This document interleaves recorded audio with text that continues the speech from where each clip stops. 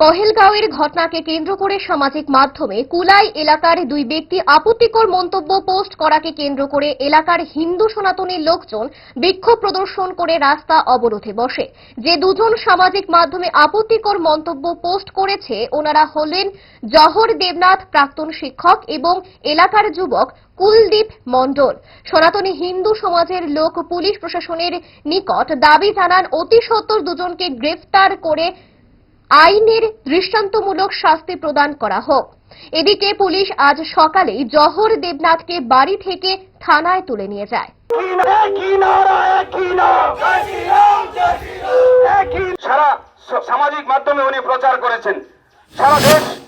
গত দুদিন ধরে আমাদের এই রাজ্যের যারা বামপন্থী মানে ইসলামের কট্টরপন্থীর যারা সহযোগিতা করে বামপন্থী, ওনাদেরই একজন কার্যকর্তা দালাল উনি বিভিন্ন সামাজিক মাধ্যমে আমাদের এই ধর্মকে নিয়ে বিভিন্ন ধরনের অপমানজনক কিছু পোস্ট তিনি করছেন গত কিছুদিন যাবৎ।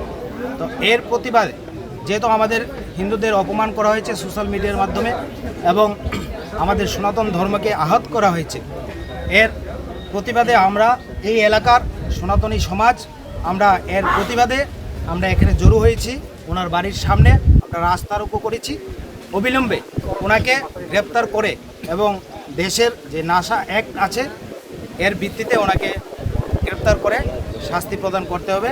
যতক্ষণ ওনাকে গ্রেপ্তার করা না হবে ততক্ষণ আমরা এই এলাকার সনাতনীরা আমরা এই গণ অবস্থান জারি রাখব এবং আগামী দিন আমরা আরও বৃহত্তর আন্দোলনে যেতে বাধ্য হব।